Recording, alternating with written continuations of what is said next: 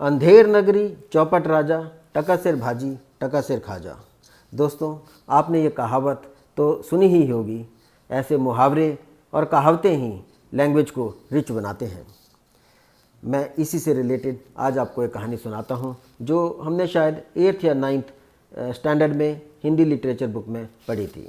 तो दोस्तों नमस्कार, मैं हूँ राजेश अग्रवाल और आप सबका स्वागत है मेरे YouTube चैनल पे।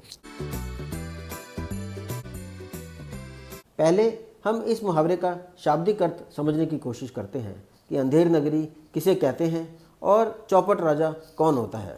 तो अंधेर नगरी वह राज्य या नगर जहाँ पे कोई रूल और रेगुलेशन ना हो, स्पेकुलेशन ही स्पेकुलेशन हो और लोग घबराए हुए हों, एनार्की फैली हुई हो, कोई डिफाइंड पॉलिसी ना हो, तो उस राज्य को हम अंधेर नगरी कहेंगे। और वो राजा जो बिना विवेक के, बिना सूझबूझ के और बिना सोच विचार और विमर्श के डिसीजंस लेता हो और बिना देश के हित के बारे में सोचते हुए कार्य करता हो, वह राजा चौपट राजा कहलाता है। जहाँ पर वाइल्ड पॉलिसी स्विंग्स हों और कोई एडमिनिस्ट्रेशन और जस्टिस ना हो, तो उस नगर का भगवान ही मालिक है। आपको याद होगा कि हमने हिस्ट्री में मोहम्मद बिन तुगलक के बारे में पढ़ा था, जो दिल्ली को राजधानी बदलकर उसने दौलताबाद कर दी थी और अपने सारे एडमिनिस्ट्रेशन को और सारी जनता को वो दिल्ली से दौलताबाद ले गया था। इस ट्रांजिशन फेज़ में ही बहुत सारे लोग डिस्टर्ब हो गए थे और कुछ तो मर भी गए थे। और बात यहीं ख़त्म नहीं हुई, उसने मनमाने तरीके से दौलताबाद से वापस दिल्ली में राजधानी तब्दील करी और पब्लिक को बहुत परेशान हैरान किया। तो ऐसे राजा बिल्कुल सटीक एग्जाम्पल हैं चौपट राजा के। अब इस मुहावरे से रिलेटेड मैं आपको कहानी सुनाता हूँ जो हिंदी बुक में थी और जो बहुत इंटरेस्टिंग स्टोरी है।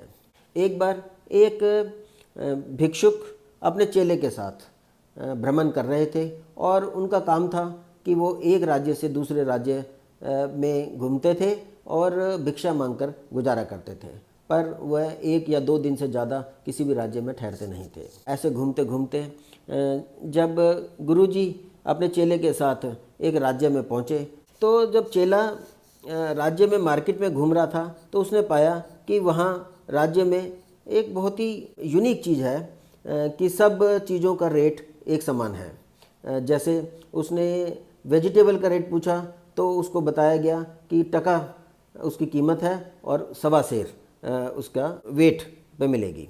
ऐसे ही जब उसने ख्वाजा यानी ड्राई फ्रूट का रेट पूछा तो उसका भी रेट 1.25 सेर का 1 टका ही था।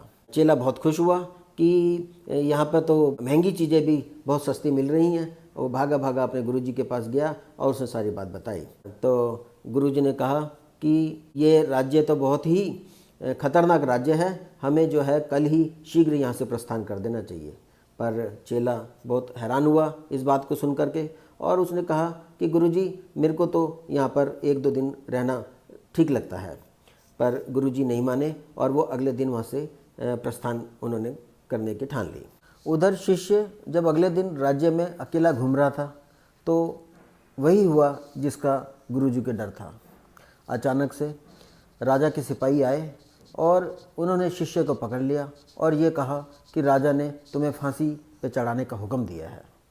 शिष्य के तो जैसे पाँव से ज़मीन निकल गई। पता करने पर यह मालूम चला कि एक दिन राजा अपने घोड़े पे सवार होकर शहर से गुजर रहा था तो अचानक ऊपर से छत से ईंट उसके पास गिरी और वह बाल बाल बचा। तो राजा बहुत गुस्सा हुआ और उसने यह हुक्म दिया कि इस घर का मालिक मेरे को जान से मारना चाहता था, इसलिए इसको फांसी की सज़ा दे दी जाए। जब वह मकान मालिक को बुलाया गया तो उसने बताया कि यह तो उसकी कोई गलती नहीं है और ये कॉन्ट्रैक्टर ने ही गलत ईंट लगाई है। तो इस पर राजा ने कहा कि इस मकान मालिक को छोड़ दो और जो भी कंसर्न कॉन्ट्रैक्टर है उसको फांसी की सज़ा दे दी जाए। जब कॉन्ट्रैक्टर को पकड़ के लाया गया तो उसने कहा ये मेरी गलती नहीं है, ये तो जो सीमेंट जिसने लगाया है उसने कम सीमेंट लगाया है, इसलिए सीमेंट वाले की गलती पर उसको सजा देनी चाहिए। तब राजा ने कॉन्ट्रैक्टर को छोड़ करके उस सीमेंट बनाने वाले को फांसी की सज़ा सुनाई। जब वह सीमेंट वाला आया तो वह बोला कि ये उसकी गलती नहीं है, ये तो जो पानी जिसने दिया है सीमेंट के बाद, ये उसने कम पानी दिया है इसलिए उसकी गलती है। तो जो मुश्क से जो पानी वर्कर दे रहा था उसको फांसी की सज़ा देनी चाहिए। तब राजा ने वही किया और उसकी सज़ा कैंसिल करके मुश्क वाले को फांसी की सज़ा सुना दी। अब जब मुश्क वाले को बुलाया गया तो उसने कहा कि मेरी कोई गलती नहीं है, यह मुश्क छोटी और कम बनी हुई है, ये कसाई है जिसने ये लेदर की मुश्क बनाई है, ये उसकी गलती है।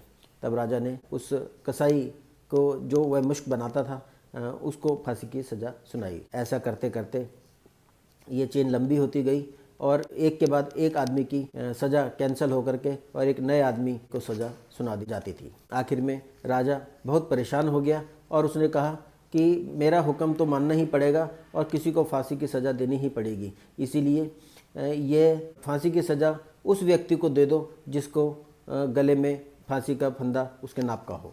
तब राजा के ऐसे आदेश पर सैनिक निकल पड़े पूरे राज्य भर में और उन्होंने पाया कि शिष्य का गले का नाप बिल्कुल फांसी के फंदे से मिल रहा है। ऐसा सुनने पर शिष्य का दिमाग चकरा गया। उसे तुरंत गुरुजी याद आए और उन्होंने कहा कि मेरे को गुरुजी से मिलवा दिया जाए। तब उसके गुरुजी को बुलाया गया और गुरुजी ने उसके शिष्य को कान में कुछ युक्ति बताई और कहा कि मैं तो पहले ही कह रहा था कि ऐसे चौपट राजा के राज्य में ज़्यादा समय नहीं बिताना चाहिए था। तब गुरुजी के कहने पर जब शिष्य से पूछा गया कि उसकी आखिरी इच्छा क्या है तो उसने कहा कि मुझे कल शाम की बजाय आज सुबह फांसी दे दी जाए। अब राजा के सैनिक हैरान हुए कि ये व्यक्ति तो फांसी देने की जल्दबाजी दिखा रहा है, तो ऐसा क्यों है। उन्होंने उसका संदेश राजा को पहुंचाया तो राजा भागा भागा वहाँ आया और जल्दी फांसी की डिमांड का कारण पूछा। तो शिष्य ने गुरुजी की तरफ इशारा कर दिया। तब गुरुजी ने राजा को बताया कि आज सुबह की फांसी का बहुत अच्छा मुहूर्त है और जो भी इस समय शरीर छोड़ेगा वह सीधा स्वर्ग को प्राप्त करेगा। इस पर राजा ने कहा कि अगर ऐसी बात है तो किसी और को फांसी क्यों होगी और वह खुद मर करके स्वर्ग जाना चाहेगा। तब राजा ने खुद अपने गले में फांसी का फंदा लगाया और स्वर्ग को प्राप्त हुआ। तो दोस्तों, ऐसे एक्सेंट्रिक और बेज़ैर कैरेक्टर के राजा से पार पाना आसान बात नहीं है एक आम आदमी के लिए। एक आम आदमी को बहुत ही सुलझा हुआ लीडर की रिक्वायरमेंट है, पर हमारे देश में ऐसे लीडर्स की बहुत कमी है। अभी रिसेंटली ही आप देखिए ये पीडीपी के लीडर्स स्टेटमेंट दे रहे हैं कि वे हमारे इंडिया का झंडा तब तक नहीं फहराएंगे जब तक कि जम्मू कश्मीर का झंडा ना फहरा लें। और इस पर उनका ये कहना है कि उनका यह विचार एंटी नेशनल नहीं है और सिर्फ एंटी बीजेपी है। वह भूल गए हैं कि अभी केंद्र में सरकार बीजेपी की है, तो एंटी बीजेपी का मतलब एंटी सरकार और एंटी सरकार मतलब एंटी नेशनल। मोदी गवर्नमेंट के चाहे कुछ भी फैसले रहे हों, पर एक बात तो तय है कि इंटरनेशनल लेवल पर भारत की इमेज ज़रूर सुधरी है और एक पावरफुल देश की तरह उभर कर भारत विश्व के सामने आया है। कुछ डिसीजन अनप्रिडिक्टेबल भी रहे हैं जिसके कारण प्रजा को डिफ़िकल्टीज फेस करनी पड़ी। जैसे 1000 रुपये के करेंसी नोट को बंद करने का डिसीजन कुछ डाइजेस्टेबल नहीं था। मोर पर्टिकुलरली तब जब 1000 की जगह उन्होंने 2000 के नोट का चलन कर दिया था। ब्लैक मनी को कम करने के लिए ये बात तो समझ में आ रही थी कि 500 रुपये के ऊपर के नोट बंद हो जाएं, पर 1000 का बंद करके और 2000 का चालू करने का तो कोई सेंस बनती नहीं थी। But in any case it was out of box decision और उसमें कुछ गलती भी हो सकती है, तो कॉमन पब्लिक इंटेंशंस को देखते हुए कुछ गलतियां ओवरलुक भी करना चाहेगी। ऐसे ही कोविड के दिनों में भी कुछ decisions all of a sudden and at the spur of the moment हुए थे, जो कि एक आम पब्लिक के लिए काफ़ी डिफ़िकल्ट थे। मास मूवमेंट लेबर की from one state to the other हुई थी, जिसके कारण उन्होंने बहुत डिफ़िकल्टीज़ फेस की थी। और हमें ये समझ में नहीं आता कि क्या मोदी के बाद कोई लीडर है ही नहीं इस 130 करोड़ की जनता में। एक तो डेमोक्रेसी ने इस देश का सत्यानाश कर दिया है। अब हमें कुछ दिनों के लिए डेमोक्रेसी छोड़नी चाहिए और late us all be regulated by A tough rules and regulations which should be in the interest of the nation alone. A person who is an asset to the nation should be rewarded। और ऐसा नहीं कि भेड़ और बकरी सब बराबर हैं।